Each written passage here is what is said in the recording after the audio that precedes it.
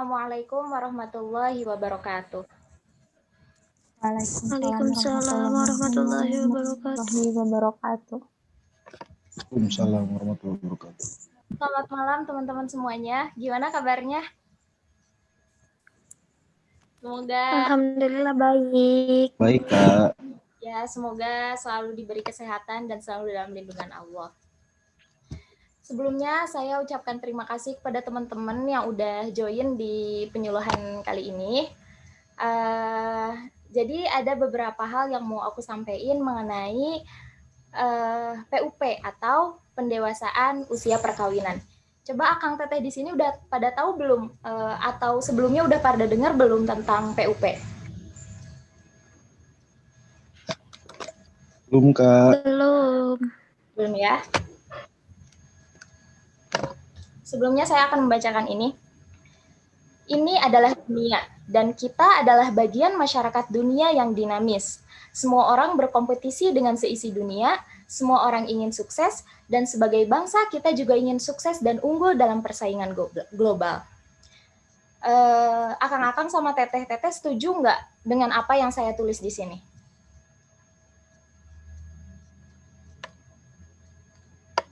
Nah, jadi di sini dikatakan bahwasannya sebagai bangsa kita juga ingin sukses dan unggul dalam persaingan global. Nah, bagaimana caranya ingin sukses dan unggul dalam persaingan global? Nah, nanti saya akan jelaskan di penjelasan selanjutnya. Jika kita ingin menjadi bangsa yang unggul, kita itu harus mempunyai sumber daya manusia yang resourceful. Resourceful ini artinya banyak akal. Artinya apa? Seseorang ketika menghadapi suatu hal, dia mempunyai banyak cara untuk menghadapi hal tersebut. Dia mempunyai banyak cara, mempunyai banyak akal untuk menghadapi hal tersebut. Nah, kemudian kriteria manusia yang resourceful ini ada 3. Yang pertama adalah kompeten. Kompeten ini adalah keterampilan atau kecakapan seseorang dalam bidangnya. Artinya, ketika seseorang mempunyai hobi atau mempunyai kegiatan yang ia suka, nah dia itu mempunyai kecakapan dan keterampilan dalam hal tersebut. Seperti itu. Kemudian yang kedua bisa diandalkan. Artinya, ketika seseorang mempunyai tugas, mereka mampu akan dan pasti menyelesaikan tugas yang ia terima. Jadi itu yang bisa kriteria yang bisa diandalkan. Kemudian ketiga, etos kerja yang baik. Etos kerja yang baik ini artinya dia mempunyai nilai yang didasarkan kepada kerja keras dia, yang didasarkan kepada kerja keras atau ketekunan dia dalam melakukan suatu hal. Nah, itu yang disebut dengan itulah kriteria sumber daya manusia yang resourceful. Selanjutnya, nah, siapakah yang harus mempunyai kriteria resourceful tersebut? Yaitu kita, anak-anak atau remaja. Karena apa? Karena anak-anak adalah pemimpin masa depan, dan pada anak-anaklah masa depan Indonesia berada. Dalam demografi, saya pernah mendengar bahwa nanti ketika tahun 2035, populasi di Indonesia ini kebanyakan dari kalangan kita yang saat ini sedang remaja. Oleh karena itu, kenapa apabila nanti pada tahun 2035 ingin negara kita Indonesia ini menjadi maju, maka kita harus merubah dulu dari saat ini. Kita harus bisa merubah remaja saat ini. Dengan cara apa? Nanti ada pada penjelasan selanjutnya. Nah, kenapa harus merubah remaja? Kenapa sih remaja itu harus diubah? Kenapa? Apa yang harus kita perhatikan dari remaja? Yang pertama, ada apa dengan remaja itu? Yang pertama, karena remaja itu mulai jatuh cinta. Kita sering melihat, mending kalau misalkan anak remaja jatuh cinta pada jalan yang benar. Kalau misalkan tidak, maka kalau misalkan jatuh cinta tidak pada jalan yang benar, maka itu yang menjadi permasalahan kita. Kemudian yang kedua adalah fase remaja ini senang berkumpul dengan teman sebaya. Memang ini wajar, remaja ini senang berkumpul dengan sebaya dan menjauh dari keluarganya. Ini fase yang wajar. Karena ada psikolog dari Jerman, Erik Erikson, mengatakan bahwasannya teman sebaya ini merupakan salah satu sumber, bahkan menjadi sumber utama bagi remaja dalam menemukan jati dirinya dan dalam pembentukan karakternya. Jadi sekali lagi saya tegaskan bahwa remaja berkumpul dengan teman sebaya ini merupakan hal yang wajar. Kemudian yang ketiga, emosi yang tidak stabil. Remaja itu mempunyai emosi yang tidak stabil. Contohnya seperti ini. Ketika saat ini anak remaja sedang bahagia, bisa jadi 5 menit kemudian dia merasa sedih. Dan sebaliknya, mungkin saja saat ini ia merasa sedih dan 5 menit kemudian ia merasa bahagia. Seperti itu, teman-teman semuanya. Kemudian remaja ini memiliki semangat yang tinggi dan rasa ingin tahu yang tinggi. Nah, oleh karena remaja ini mempunyai rasa ingin tahu yang tinggi, akibatnya dia bisa menggunakan rasa ingin tahu ini kepada jalan yang tidak benar. Salah satunya kepada nafza atau narkotika, psikotropika, dan zat adiktif. Yang terakhir, remaja juga mempunyai ego yang tinggi. Banyak sekali yang remaja yang mengatakan seperti ini. Aku memang begini orangnya. Nah, itu merupakan remaja yang mempunyai ego yang tinggi. Adapun contoh yang lain, ketika remaja menemui kesalahan, ia akan mengira bahwa kesalahan itu tidak akan ada jalan keluarnya. Seperti itu. Selanjutnya, tantangan menjadi remaja. Yang pertama, nafza, narkotika, psikotropika, dan zat adiktif. Banyak sekali saya menemukan ketika remaja mempunyai masalah mental, akhirnya apa yang dia kejar?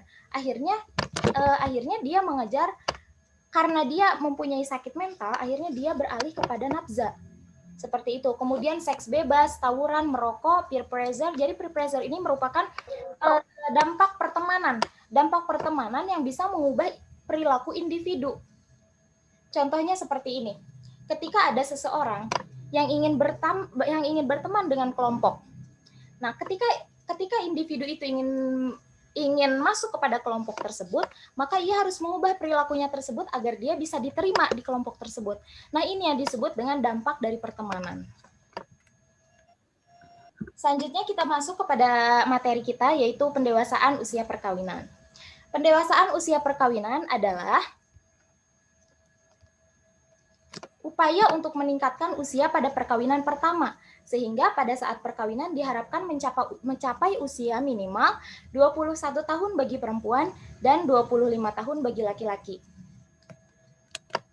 Nah, saya mempunyai poster ini dari BKKBN, menikah di usia matang, masa depan akan cemerlang.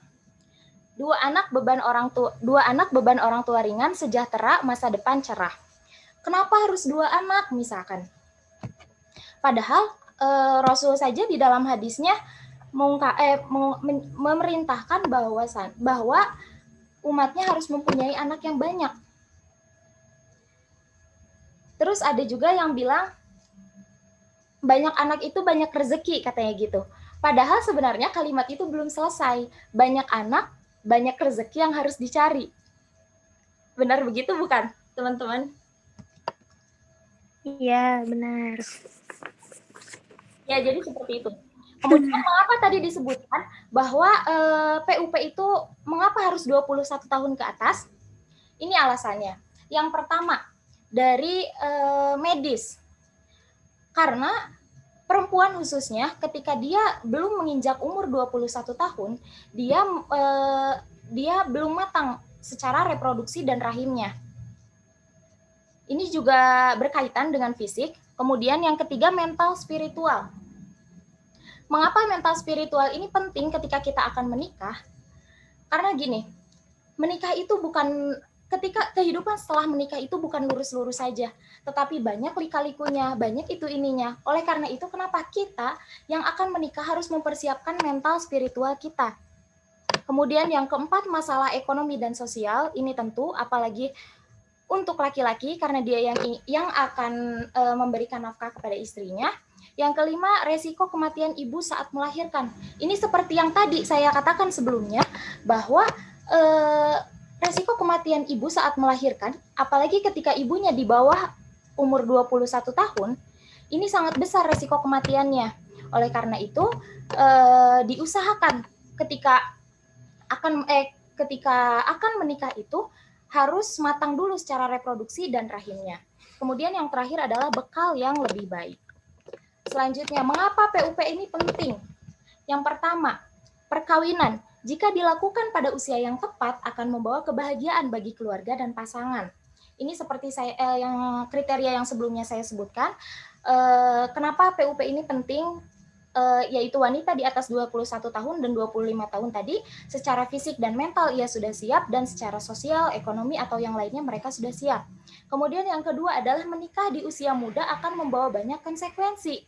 Yang pertama mengenai kesehatan, ini yang saya sebutkan tadi. Yang kedua pendidikan. Pendidikan ini sangat penting. Karena kenapa? Pendidikan untuk laki-laki ini sangat penting karena dia untuk mempermudah dalam mencari pekerjaan. Kemudian untuk perempuan, pendidikan, teman-teman sering dengar nggak ada yang bilang, ibu itu menjadi madrasah bagi anak-anaknya. Nah, oleh karena itu, kenapa kita sebagai calon dari ibu itu harus menjadi panutan bagi anak-anaknya nanti. Kemudian yang ketiga, ekonomi, tentu saja, dan yang terakhir sosial. Karena kenapa ini sosial penting juga di dalam dunia pernikahan, karena setelah menikah itu kita bukan hidup dengan suami saja, atau bahkan bukan hidup dengan anak-anak saja, tetapi ketika kita sudah menjadi keluarga, kita itu harus bisa berinteraksi dan bersosial dengan lingkungan kita. Seperti itu, teman-teman. Kemudian yang ketiga, menikah di usia muda memiliki potensi lebih besar untuk gagal cerai karena ketidaksiapan mental dalam menghadapi dinamika rumah tangga dan tanggung jawab atas peran masing-masing seperti dalam mengurus atau mengatur rumah tangga, mencukupi ekonomi keluarga, dan mengasuh atau mendidik anak. Nah, kemudian yang terakhir, tujuan akhir menurunnya total fertility rate atau TFR. Nah, TFR ini adalah angka kesuburan total. Kenapa PUP ini penting? Karena tujuan akhirnya TFR. Kita mempunyai tujuan angka kesuburan total, bahwasanya jumlah rata-rata anak yang akan terlahir dari wanita sepanjang hidupnya. Seperti itu. Jadi, tujuan PUP ini ingin menurun angka terlahirnya rata-rata anak-anak dari wanita sepanjang hidupnya. Selanjutnya, PUP dan perencanaan keluarga. Nah, PUP dan perencanaan keluarga ini terdapat 3 masa reproduksi. Yang pertama, masa menunda perkawinan dan kehamilan. Yang kedua, masa menjarangkan kehamilan. Dan yang terakhir, masa mencegah kehamilan. Di sini ada bagan perencanaan keluarga. Ketika usia istri kurang dari 20 tahun, ini saya akan menyelipkan materi tentang KB. Usia istri kurang dari 20 tahun itu harus menunda kehamilan atau PAP. Kenapa harus menunda kehamilan? Karena kehamilannya beresiko. Yaitu tadi yang saya sebutkan, kenapa? Karena wanita di usia kurang dari 20 tahun belum mempunyai kematangan dalam reproduksi. Nah, alat yang digunakan kepada istri yang kurang dari 20 tahun ini kondom. Kemudian usia istri yang usia dari 20 sampai 30 tahun ini untuk mengatur dan menjarangkan kehamilan. Jadi pada masa ini, pada istri usia 20 sampai 30 tahun silahkan hamil, tetapi atur jarak kehamilannya. Nah, dengan mengatur jarak kehamilan ini, teman-teman bisa menggunakan IUD, implan, suntik KB, pil KB, dan kondom. Kemudian ketika usia istrinya lebih dari 30 tahun, maka harus mengakhiri kehamilan. Karena kenapa? Karena kehamilannya beresiko lagi. Nah, untuk menghindari tersebut, maka bisa menggunakan MOP. MOP ini merupakan metode operasi pria atau yang kita sering sebut dengan vasektomi. Kemudian MOW, metode operasi wanita atau yang disebut tubektomi. Kemudian bisa menggunakan IUD, bisa juga dengan implan. Selanjutnya, apa yang dilakukan untuk remaja sebagai generasi emas penerus bangsa dan pembangunan keluarga? Yang pertama, penguatan spiritual. Kita sebagai remaja dari saat ini kita harus mempersiapkan hal-hal ini, yaitu penguatan spiritual, pembekalan pendidikan, ekonomi mandiri, kesehatan unggul dan agamis. Agar apa? Agar masa depan kita terencana. Seperti itu. Nah, mungkin itu yang bisa saya sampaikan. Selanjutnya akan ada materi selanjutnya dari teman saya, Ainun Khobariyah, mengenai keluarga sejahtera. Terima kasih teman-teman yang udah join. Assalamualaikum warahmatullahi wabarakatuh.